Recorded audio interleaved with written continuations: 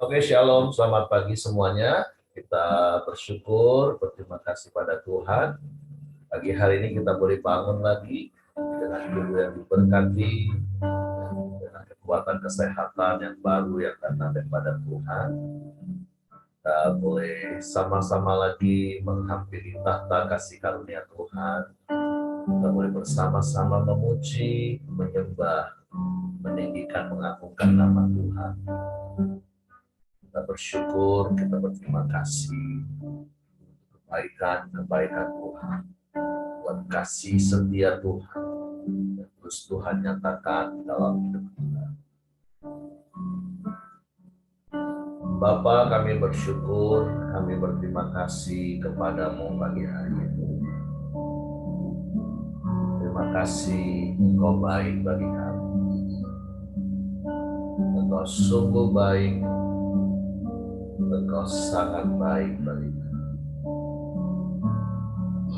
Bahkan Engkau selalu baik bagi kami. Dan selamanya Engkau baik bagi kami. Bapa, kami bersyukur, kami berterima kasih kepadamu. Buat kasih setiamu yang terus Engkau nyatakan dalam hidup kami. Sebab kami mau memuji-Mu, kami mau menyembah-Mu, dan kami mau terus mengasihi.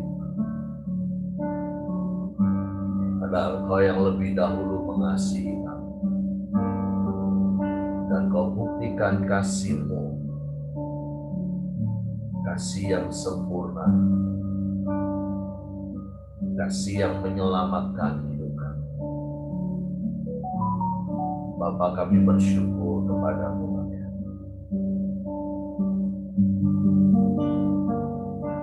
Terima kasih, terima kasih.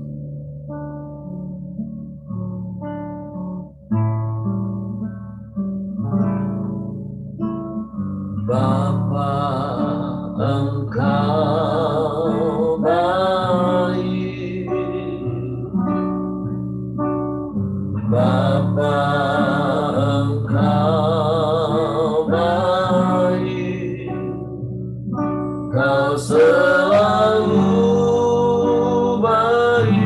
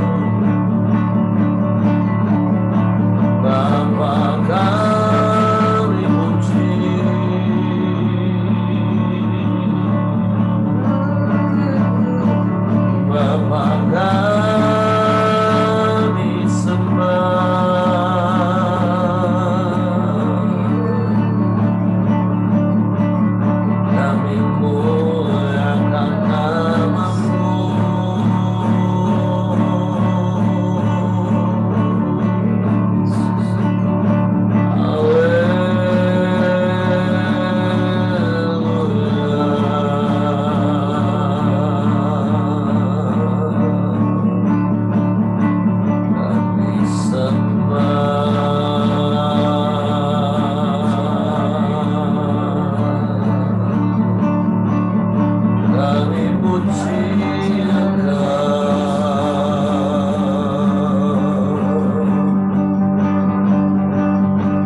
sebab Engkau baik.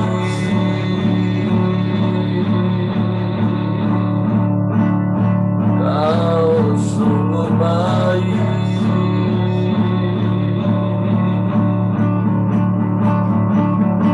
Kau sangat baik.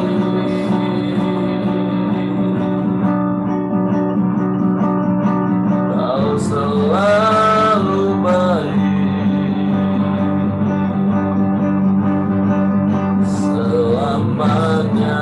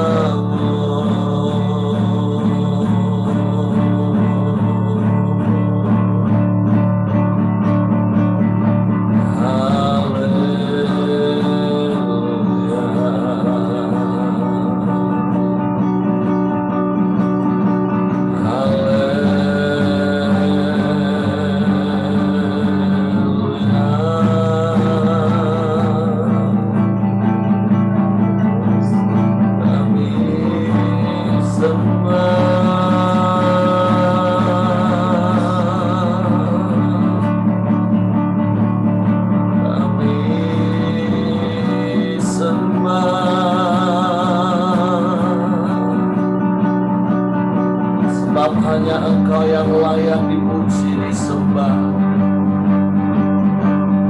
Sebab kebaikan-kebaikan-Mu yang terus Kau nyatakan bagi kami Tuhan. Kami bersyukur.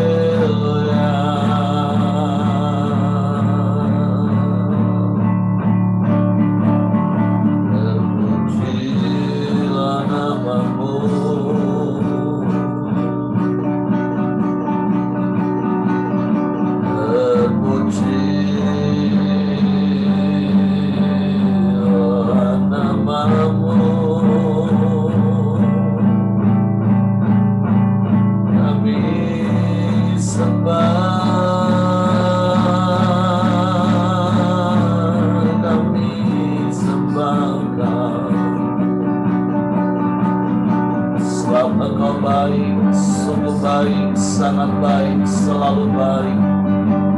Selamanya Engkau baik. Kami bersyukur.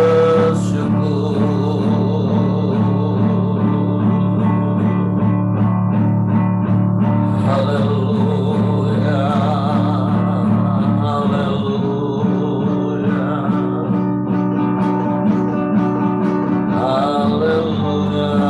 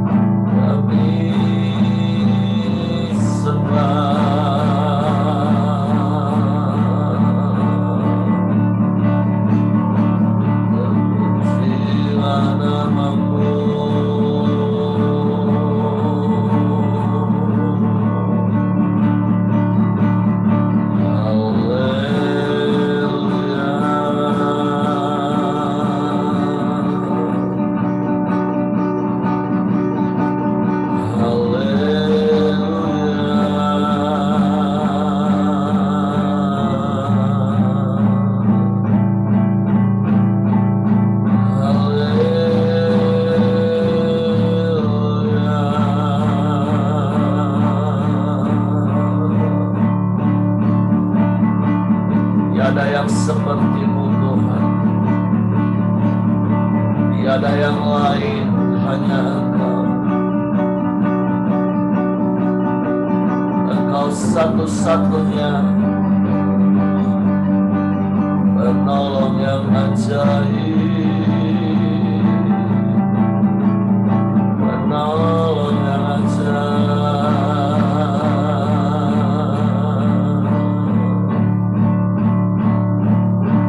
Engkau yang membuat hati kami tetap tinggal tenang teduh dalam segala keadaan. Sebab pertolongan kami datangnya hanya daripada-Mu Tuhan. Dan pertolongan-Mu tak pernah terlambat bagi kami. Kami bersyukur.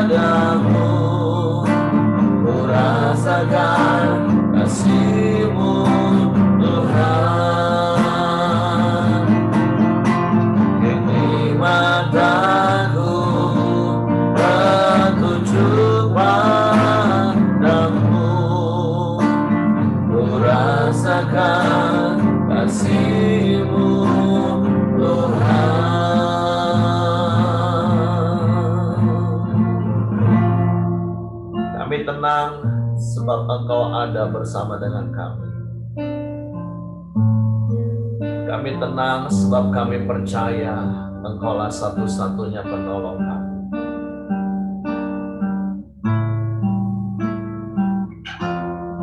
Sehingga kami boleh ada sebagaimana kami ada sampai hari ini. Karena tak pernah terlambat pertolongan-Mu dalam hidup kami. Di dalam perjalanan hidup kami,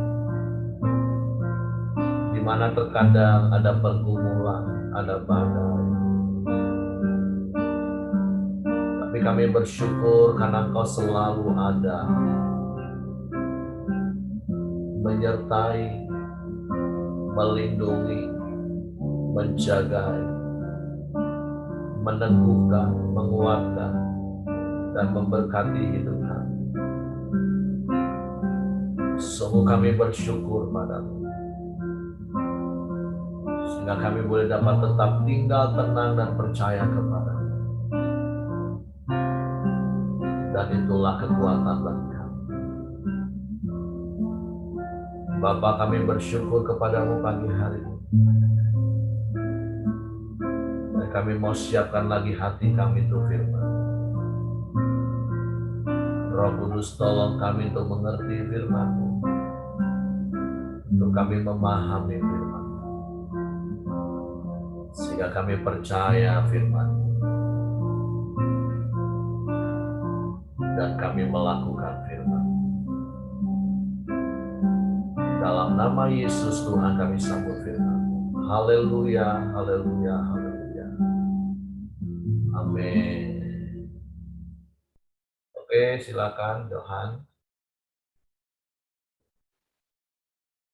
Ya, shalom, selamat pagi. Pagi. Suara jelas Pak ya?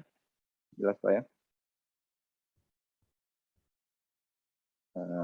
Ya, pagi ini pembacaan firman Tuhan kita di Kisah Rasul pasal 9 ayat 32 sampai 43. Judul perikopnya, Petrus menyembuhkan Eneas dan membangkitkan Dorcas. Ayat 32. Pada waktu itu Petrus berjalan keliling mengadakan kunjungan ke mana-mana. Dalam perjalanan itu ia singgah juga kepada orang-orang kudus yang di Lydia. Di situ didapatinya seorang bernama Eneas yang telah 8 tahun berbaring di tempat tidur karena lumpuh. Kata Petrus kepadanya, Eneas, Yesus Kristus menyembuhkan engkau. Bangunlah dan bereskanlah tempat tidurmu. Ketika itu juga bangunlah orang itu. Semua penduduk Lida dan Saron melihat dia, lalu mereka berbalik kepada Tuhan. Di Yope ada seorang murid perempuan bernama Tabita. Dalam bahasa Yunani, Dorcas. Perempuan itu banyak sekali berbuat baik dan memberi sedekah. Tetapi pada waktu itu ia sakit lalu meninggal. Dan setelah dimandikan, mayatnya dibaringkan di ruang atas. Lida dekat dengan Yope. Ketika murid-murid mendengar bahwa Petrus ada di Lida, mereka menyuruh 2 orang yang kepadanya dengan permintaan, segeralah datang ke tempat kami. Maka berkemaslah Petrus dan berangkat bersama-sama dengan mereka. Setelah sampai di sana, ia dibawa ke ruang atas dan semua janda dalam datang berdiri dekat, dan sambil menangis mereka menunjukkan kepadanya semua baju dan pakaian yang dibuat Dorcas waktu ia masih hidup. Tetapi Petrus menyuruh mereka semua keluar, lalu ia berlutut dan berdoa. Kemudian berpaling ke mayat itu dan berkata, Tabita, bangkitlah. Lalu Tabita membuka matanya dan ketika melihat Petrus, ia bangun lalu duduk. Petrus memegang tangannya dan membantu dia berdiri. Kemudian ia memanggil orang-orang kudus berserta janda-janda, lalu menunjukkan kepada mereka bahwa perempuan itu hidup. Peristiwa itu tersiar di seluruh Yope dan banyak orang yang menjadi percaya kepada Tuhan. Kemudian daripada itu, Petrus tinggal beberapa hari di Yope di rumah seorang yang bernama Simon, seorang penyamak kulit. Nah, dari ayat firman yang saya baca ini, kalau yang saya dapat, saya sih banyak sih dapat pencerahan atau nilai dari firman perikop ini, bahwa kita belajar dengan Petrus bahwa Petrus itu sangat bersemangat dalam melayani Tuhan. Ia selalu memberitakan firman Tuhan, dan buah dari pelayanannya itu adalah mukjizat. Bahwa nilai yang saya dapat itu mukjizat itu nyata. Di dalam pelayanan kita pasti ada buahnya. Salah satu buah yang pelayanan Petrus adalah mukjizat. Karena mukjizat itu bagi buah dari pelayanan adalah mukjizat. Mengapa mukjizat itu ada? Karena mukjizat itu selalu membawa pertobatan. Dan mukjizat itu adalah buah dalam pelayanan bagi Petrus. Dan bukan juga bagi Petrus, juga bagi kita, bahwa selalu ada buah dalam pelayanan kita. Walaupun mungkin tidak bisa menyembuhkan orang sakit atau membangkitkan orang mati, minimal pelayanan kita tuh dapat membuat orang bersuka cita, menguatkan orang, memberi solusi atau membuka nasihat bagi orang, itu sudah termasuk pelayanan. Dan juga yang saya dapat nilai yang satu yaitu kemurahan hati. Nah, mengapa yang Eneas dan Dorcas itu diberi mukjizat? Karena dia murah hati. Seperti contohnya Dorcas, dia murah hati sekali di ngomong. Jadi Tuhan tuh berkenan kalau kita selalu berbuat baik, bermurah hati. Maka mukjizat tuh dekat kepada orang yang selalu murah hati, selalu mengandalkan Tuhan, selalu baik. Nah. Dan juga hukum tabur tuai itu ada gitu. Nah. Jika kita berbuat baik, maka tuaian kita juga akan baik. Jadi belajarlah kita untuk berbuat baik, melakukan yang baik, maka tuaian kita juga pasti akan baik. Demikian kita juga kalau kita selalu berbuat jahat, tuaian kita juga akan berbuat jahat, jadinya jahat. Jadi di sini saya dapat sih nilai bahwa mukjizat itu masih ada. Pertama, kedua, semangat Petrus dalam melayani Tuhan itu sangat bersemangat sekali dia. Dan juga hasil dari pelayanannya itu yaitu mukjizat, kesembuhan, dan bisa membangkitkan orang mati. Dan juga nilai yang saya dapat juga kemurahan hati daripada Dorcas. Kita boleh contoh bahwa kemurahan hati itu membawa dampak yang baik bagi kita, bagi orang lain, juga Tuhan senang gitu. Dan juga nilai yang saya dapat, banyak dari mukjizat itu tujuannya dipulihkan untuk menjadi berkat. Jadi banyak orang yang disembuhkan itu menjadi berkat bagi orang lain, dan banyak orang bertobat. Jadi yang saya dapat di sini ya intinya itu karena belas kasihan Tuhan Yesus bagi kita. Belas kasihan Tuhan Yesus yang membuat mukjizat itu terjadi. Karena kalau Tuhan tidak berbelas kasihan, ya mukjizat itu kan tidak akan terjadi.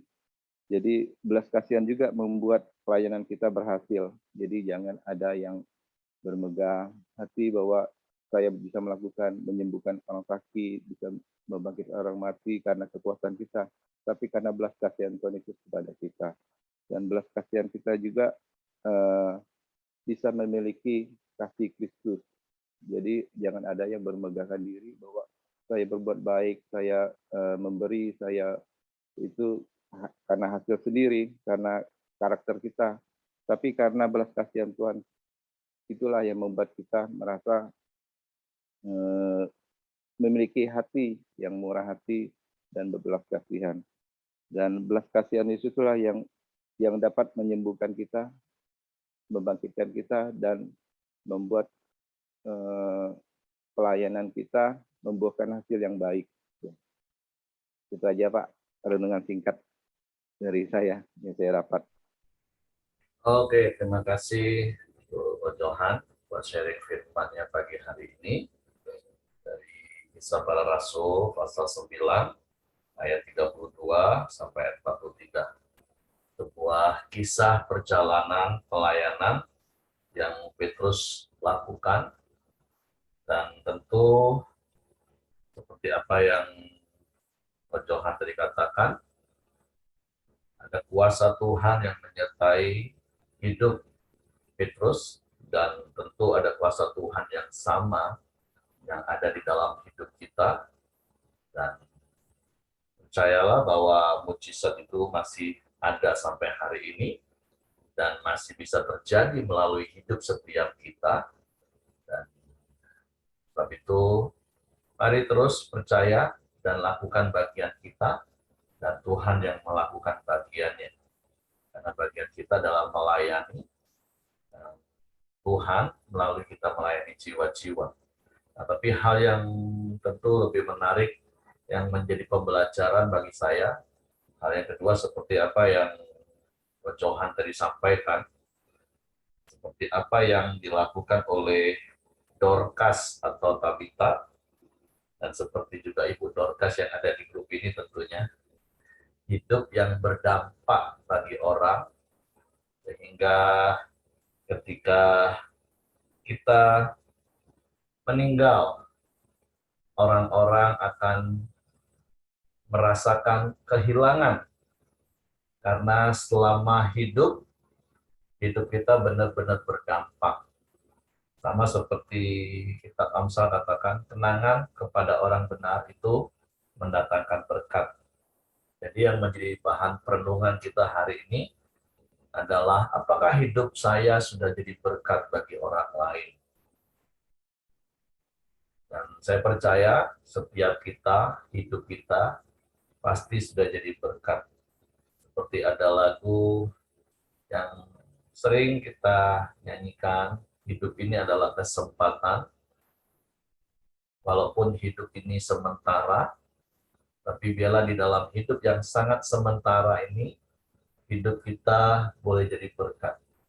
Untuk jadi berkat, tidak harus tunggu kalau kita sudah punya harta yang berlimpah. Karena saya percaya setiap kita punya hal-hal yang lebih dalam hidup kita. Karena hanya orang-orang yang merasa sudah berkelimpahanlah sehingga mereka bisa memberi. Makanya seperti yang berkali-kali juga saya pernah sampaikan, di awal-awal pelayanan saya, di awal-awal pelayanan kami, khususnya saya nggak berani khotbah dari ayat Yohanes pasal 10 ayat 10 bagian B. Karena di situ katakan, Yesus katakan, aku datang memberikan mereka hidup dan hidup dalam kelimpahan. Karena ketika mendengar kata kelimpahan, maka tentu yang muncul langsung dalam pikiran kita itu adalah hidup yang penuh dengan harta berkelimangan. Hingga sekali lagi seperti saya katakan tadi, di awal-awal pelayanan saya nggak berani khotbah ayat itu. Karena saya pikir kayaknya saya nggak cocok dan saya nggak pas untuk khotbah tentang kelimpahan. Nanti apa kata dunia? Tapi sampai satu saat saya mengerti ketika Tuhan memberikan pencerahan, menyingkapkan rahasia itu, saya baru mengerti bahwa yang namanya kelimpahan itu adalah sebuah prinsip hidup. Kelimpahan itu artinya semua kebutuhan kita tercukupi dan kita bisa memberi. Itulah artinya kelimpahan. Dan mengalami hidup seperti itu tidak harus menunggu harta kita banyak, enggak. Ketika kita mempunyai hati yang bersyukur, kita memiliki hati yang selalu merasa cukup, dan kita bisa memberi kepada orang lain. Ini bukan bicara berapa besar nominalnya, tapi hati yang bersyukur hati yang merasa cukup dengan apa yang kita bisa nikmati, bahkan kita masih bisa berbagi kepada orang lain, itulah hidup dalam kelimpahan. Karena sekalipun kita mempunyai harta yang banyak, tapi kalau kita masih terus merasa kurang, itu artinya kita adalah orang miskin. Karena kita selalu merasa kurang, merasa nggak cukup. Boro-boro mau berbagi dengan orang, kita pikir untuk kita aja masih kurang, masih nggak cukup.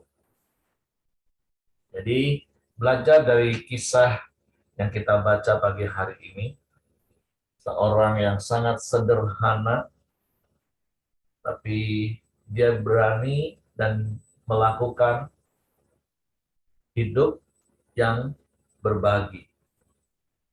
Walaupun dia harus berkorban dengan menjahit pakaian dengan tangannya sendiri, dan kemudian dia bagi. Tapi hidup seperti itu menjadi berkat bagi banyak orang, dan orang mempunyai kenangan yang baik.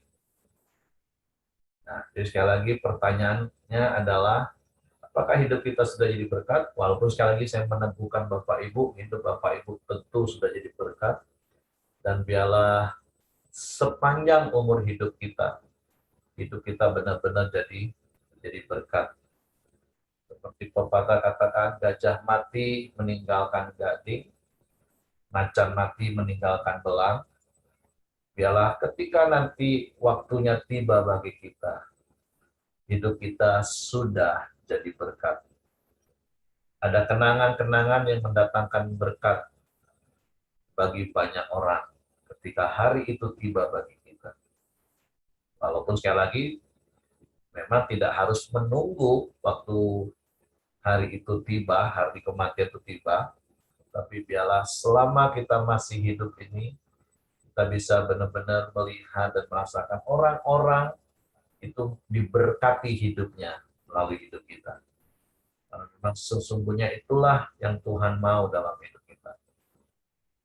Apapun yang bisa kita buat, apapun yang bisa kita korbankan dan kita bagikan kepada orang lain. Karena sekali lagi prinsip hidup dalam kelimpahan itu bukan bicara tentang berapa banyak yang kita punya, tapi berapa banyak yang bisa kita bagi kepada orang lain. Oke, itu saja yang ingin saya tambahkan pada pagi hari ini. Mungkin di antara Bapak Ibu juga bisa menambahkan hal-hal apa yang Bapak Ibu dapatkan dari ayat-ayat ini.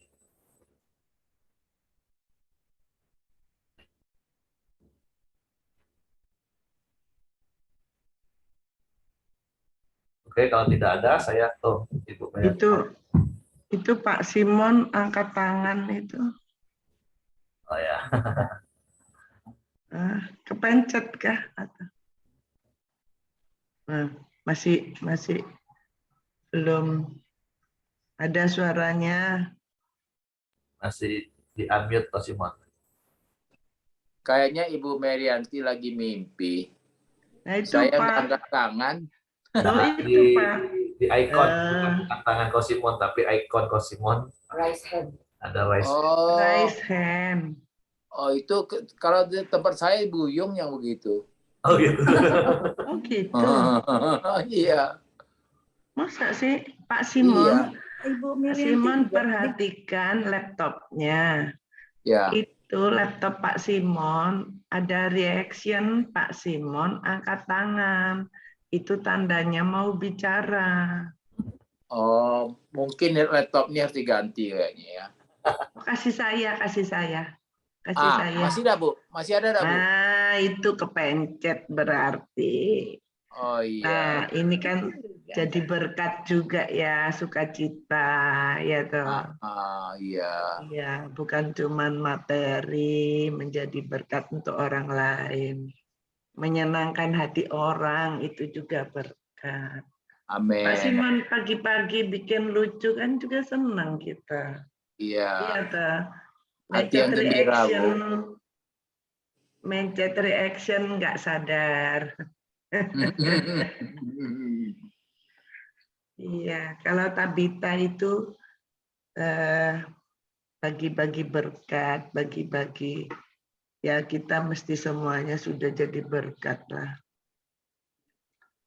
Kita tidak tahu nanti orang mengenang kita waktu kita mati, tapi masih hidup juga orang dikenang kalau kita menjadi berkat bagi banyak orang. Amin, amin.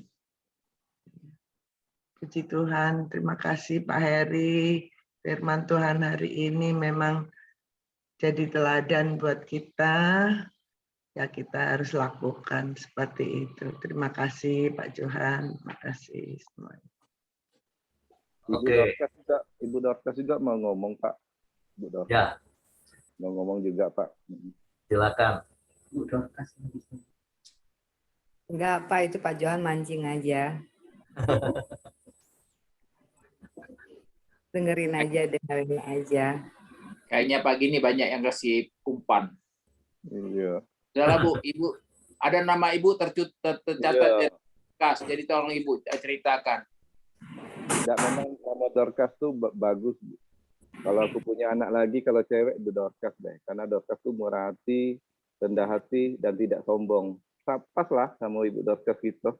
Iya. Pak Johan, saya waktu dapat nama Dorcas itu bergumul sekali. Sampai SMA saya berontak sekali nama itu. Iya. Walaupun banyak artinya sangat bagus dan luar biasa. Karena nama itu kalau di Indonesia kan namanya itu nggak ada yang benar. Panggil Dor ya salah, panggil Kas ya salah ya kan Pak. Iya. Kalau dia nggak ada artinya.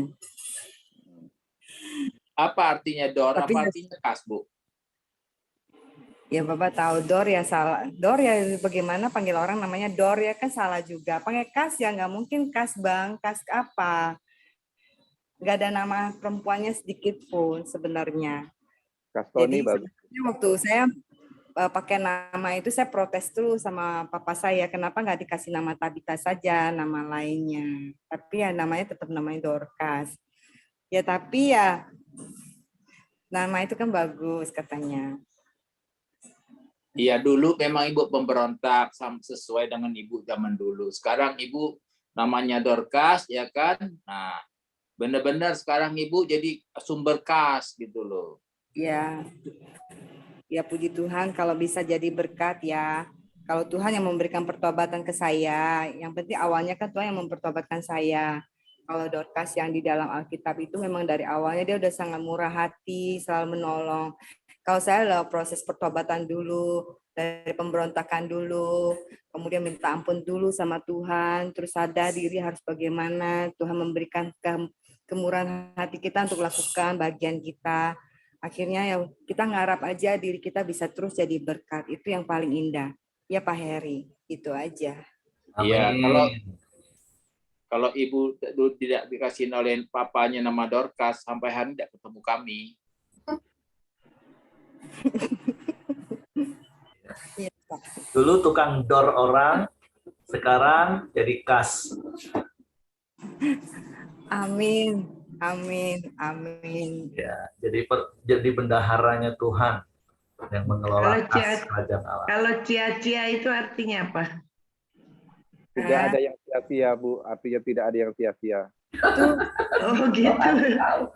Bagus, bagus. kalau Segala sesuatu yang dilakukan, Alkitabnya Tuhan di- tidak ada sia-sia, Bu. di Alkitab kalau nggak salah Dorcas juga memang Tuocia kan. Tuocia dia memang nama Mandarinnya kan. Jadi kan kalau di Alkitab Mandarin kan juga ada kisah Dorcas itu, tapi bukan namanya ditulisnya Dorcas kan. Gitu Bu Merianti. Oh, jadi sama sebenarnya ya, cia-cia dan Dorcas itu sama ya. Artinya ya. Cuma Oke. kalau orang masih jadi preman dulu kan enggak mau namanya itu Dorcas atau kan karena dia pikir Dorcas itu hidupnya selalu benar, sedangkan aku nggak benar. Itu terjadi bagi banyak orang, bukan Ibu Cia aja, ya kan? Aku udah merasa baginya tuh bakal dibully deh sama Pak Sirman. Enggak lah. Katanya jadi berkat itu luar biasa, bukan cuma materi, tapi mungkin pemikiran kita juga bisa jadi berkat bagi orang lain. Ya, jangan Pak Simon, berhenti deh. Gak ada bully-bully. Saya nggak membuli dia, Bu, karena dia tuh jadi berkat. Saya tahu kan. Iya, iya. Nah, jadi saya ingin selalu katakan apa adanya, jangan ada apanya gitu loh. Memang dulu dia kesaksian dia juga begitu kan. Dulu dia seorang preman kelas kakap, sekarang dia jadi hamba Tuhan yang kelas kakap juga. Jadi kita harus bersyukur ada orang-orang yang sudah membawa api perubahan bagi kita yang ada di Karamdio ini. Amin, saling belajar kan ya Pak? Mana ada. Iya, tapi kan saling belajar juga kan harus ada model role modelnya. Ibu Ciacia kan menjadi role model buat kami. Ibu Matiasi juga. Ganti nama aja Pak. Puji Tuhan aku sampai hari ini nggak ganti nama aja. Kalau saya belum bertobat mungkin saya ganti nama gitu. Jadi sekarang saya bangga, puji Tuhan. Jadi kalau orang nanya, kenapa namanya Dorcas, saya sering ke tempat-tempat lain, sering sampai hari ini. Dorcas kok nama apa itu kan? Jadi kalau saya lebih punya kebanggaan karena di Alkitab itu nama saya gitu. Jadi karena sudah lewatin pertobatan, kalau dulu kan mau sebutin nama Dorcas, nama sendiri aja pun kita nggak terima gitu loh. Nah sekarang kita bisa memuji Tuhan. Ada satu contoh yang Tuhan izinkan tulis di dalam Alkitab itu. Ya, aku pun sampai gugupnya nih ngomong Dorcas tuh, karena nama tuh kan nggak boleh sembarangan itu. Jadi aku bangun jam 4 pagi berdoa terus supaya nggak salah ngomong. Taunya memang benar-benar nggak sia-sia gitu, Ibu. Dulu Ibu menyanyiakan, sekarang Ibu jadi sia-sia, jadi Dorcas pas lah tuh, Bu. Pas. Bu Ciacia, Ya pernah Pak. kejadian orang kecarian nama Ibu nggak Bu ya? Maksudnya? Ya, jadi saya kan gini, saya kan Pak Ayong sering cerita ya, dia sedang muridkan orang untuk penginjilan namanya Dorcas kan begitu ya. Wah, saya bilang nih orangnya pasti ini luar biasa kan, saya bilang kan. Nah, sudah jalan 1 bulan di Koramdeo kan Bu? Iya.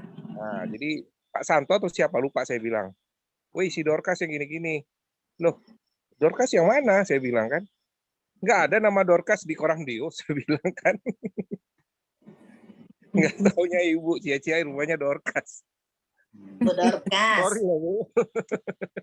Karena saya sama mikir begini. Tuhan. Tapi Iya. luar biasa juga ibu-ibu janda diperhatikan.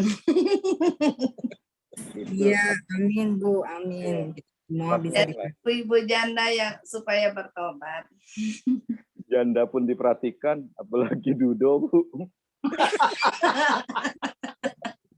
Dudo udah ada di dalam Alkitab. Janda ya.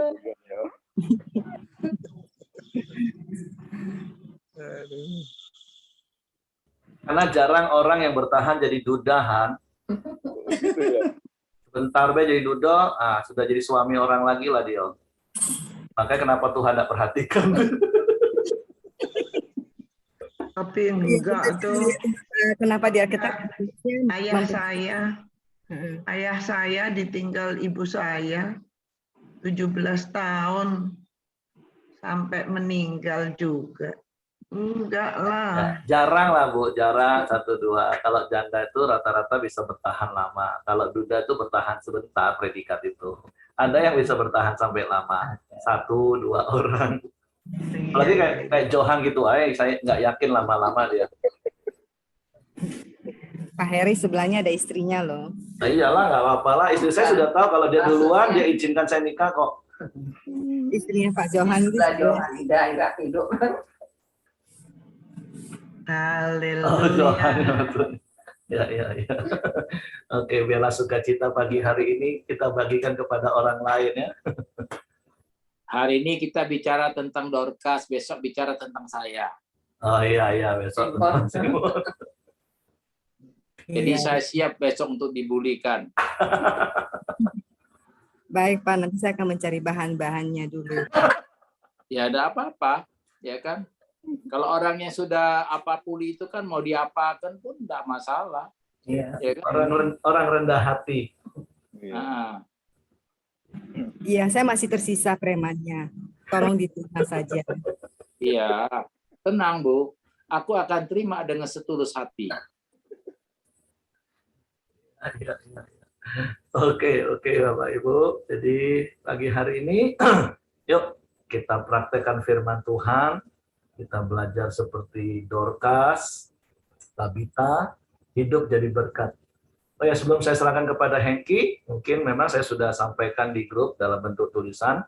Jadi seperti pertanyaan Nilam kemarin, apakah ada pertentangan di dalam ayat Kisah Rasul pasal 9 dan Kisah Rasul pasal 22 tentang peristiwa waktu Saulus berjumpa dengan Yesus. Dan seperti apa yang saya sudah jelaskan, tidak ada yang bertentangan dengan ayat itu.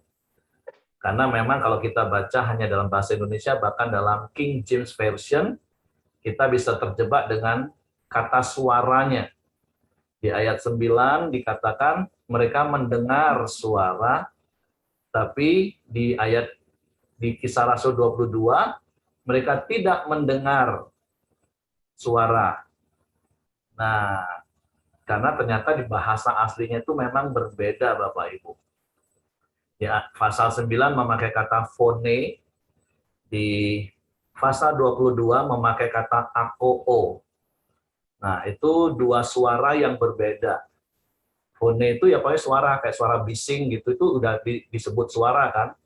Nah, tetapi akoo itu adalah suara seperti sekarang saya ngomong. Ada kalimat, ada kata-kata yang bisa dimengerti. Nah, jadi yang didengar oleh orang-orang di sekeliling Saulus itu adalah phone, kayak suara bising, suara guru gitu aja. Nah, tetapi yang dimaksud oleh Lukas, penulis Kisah Rasul di pasal 22, bahwa orang-orang itu tidak mendengar akoo, nggak mendengar suara yang Saulus dengar yang berkata, Saulus, Saulus, mengapa engkau menganiaya aku? Jadi itu saja untuk penjelasan yang bisa saya beri. Jadi saya tidak punya hutang lagi, karena kemarin Nilam sampaikannya di grup Koramdeo, jadi saya sampaikan di grup ini supaya saya nggak punya hutang. Dan saya berharap saya bisa memberi jawaban dan Bapak Ibu bisa paham. Seperti kisah yang saya kasih gambaran juga, contoh kalau kita lagi rame-rame di dekat pesawat yang siap-siap mau terbang, kita naik tangga kan, suara gemuruh mesin itu kita bisa dengar semua. Tapi kalau pas itu saya jalan sama istri saya dan saya bisikin istri saya ngomong, ngobrol, hanya istri saya yang dengar apa yang saya ngomong. Orang lain nggak dengar apa yang saya ngomong. Orang lain cuma dengar suara gemuruh mesin pesawat. Nah, seperti itulah kira-kira gambaran pada waktu itu. Jadi, nggak ada yang bertentangan di ayat itu. Walaupun kalau di dalam bahasa Indonesia, bahkan di King James-nya, sepertinya kok jadi bingung. Satu ayat ngomong dengar, satu ayat lain ngomong nggak dengar. Nah, jadi beda yang didengarnya antara phone dan akoo itu tadi. Oke, itu saja yang saya tambahkan sebagai penjelasan dari pertanyaan kemarin. Saya serahkan kepada Hengki. Mari kita bersatu hati, kita masuk dalam doa kita di pagi hari. Bapa yang baik, kami bersyukur kepadamu ya Tuhan. Di pagi hari yang indah, setiap kami datang di hadapan-Mu ya Bapa.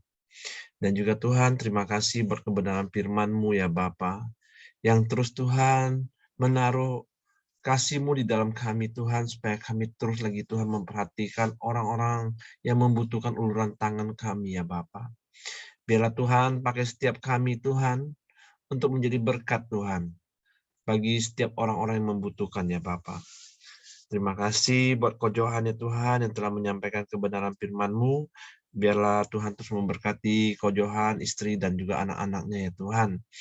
Dan juga Tuhan terus taruh hikmat-Mu atas Ko Johan ya Bapa. Terima kasih ya Tuhan, kami serahkan Ko Johan dan keluarga ke bawah kuasa-Mu. Di pagi hari ini juga kami juga berdoa buat Mama Ibu Dorcas ya Tuhan, yang saat ini juga ada di Jakarta ya Tuhan. Biarlah Tuhan terus tolong, Tuhan terus pulihkan dan sembuhkan setiap organ yang sakit ya Tuhan. Kami percaya Tuhan, di mana mamanya Ibu Dorcas Tuhan akan terus mendapatkan kesembuhan dan kesehatan yang terbaik ya Bapa, oleh bilur-bilur-Mu ya Tuhan. Terima kasih, kami juga serahkan Ibu Dorcas dan keluarga besar yang menemani mamanya yang di Jakarta Tuhan. Tuhan juga memberikan kesehatan, kekuatan, dan perlindungan ya Bapa. Terima kasih ya Tuhan, di pagi hari ini juga kami berdoa buat Buyung Christian ya Bapa, di mana saat ini akan melamar di maskapai Susi Air ya Tuhan. Tuhan Tuhan tolong ya Tuhan. Tuhan buka jalan, biarlah apapun yang menjadi kerinduan dan keinginannya ya Tuhan tercapai ya Tuhan. Tuhan, terima kasih kami serahkan Buyung Christian ke bawah tangan kuasa-Mu ya Bapa. Kami juga berdoa buat Pak Siregar, Tuhan juga memberikan kesehatan, kekuatan yang terbaik ya Tuhan.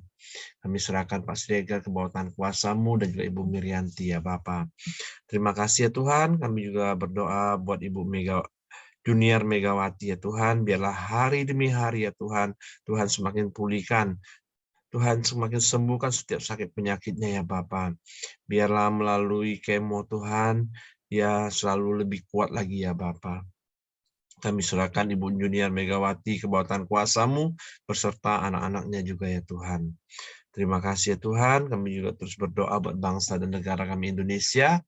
Tuhan terus memberkati bangsa kami ya Tuhan. Tuhan terus pulihkan perekonomian bangsa ini. Tuhan terus memberikan keamanan atas bangsa ini ya Tuhan. Biarlah bangsa kami Tuhan hari demi hari lebih baik lagi ya Tuhan. Tuhan, kami juga berdoa buat pemimpin bangsa kami, presiden kami, wakil, dan juga para menteri yang ada ya Tuhan. Biarlah mereka terus bekerja sama untuk membangun bangsa kami, Indonesia ini Tuhan. Dan juga Tuhan memberkati di mana kota kami berada ya Tuhan. Para gubernur, bupati, wali kota, bahkan dari sampai ke kelurahan ya Tuhan. Tuhan berkati semua aparat pemerintahan yang ada ya Tuhan. Biarlah mereka menjalankan roda pemerintahan dengan takut akan Tuhan. Terima kasih ya Tuhan. Mari kita masuk dalam doa Bapa kami. Bapa kami yang di surga, dikuduskanlah nama-Mu, datanglah kerajaan-Mu. Jadilah kehendak-Mu di bumi seperti di surga. Berikanlah kami pada hari ini makanan kami yang secukupnya, dan ampuni kami akan kesalahan kami, seperti kami juga mengampuni orang yang bersalah kepada kami. Dan janganlah membawa kami ke dalam pencobaan, tetapi lepaskanlah kami daripada yang jahat. Karena Engkau yang punya kerajaan dan kuasa dan kemuliaan sampai selama-lamanya. Amin. Ko Johan, silakan tutup dalam doa.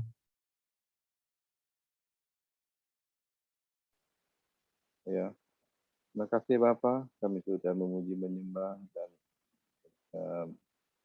sharing firman Tuhan. Biarlah apa yang kami dengar akan firman-Mu Tuhan bertumbuh di dalam roh jiwa dan tubuh kami Tuhan, sehingga kami semakin hari semakin baik di dalam-Mu ya Bapa, dan semakin hari semakin kuat, teguh dalam iman, berkarya bagi Tuhan, bersemangat dalam menginjil, membawa dampak yang baik dan menghasilkan buah-buah penginjilan kami ya Bapa. Terima kasih Tuhan Yesus. Ini kami mau mulai aktivitas kami dalam panjang hari ini Bapa. Dialah urapan daripada Tuhan, perlindungan daripada Tuhan, penyertaan Tuhan, kewahyuan daripada Tuhan, keberhasilan keberuntungan selalu menyertai kami sepanjang hari ini. Di dalam nama Tuhan Yesus kami berdoa, haleluya. Amin. Oke, semangat pagi, selamat beraktivitas, Tuhan berkati.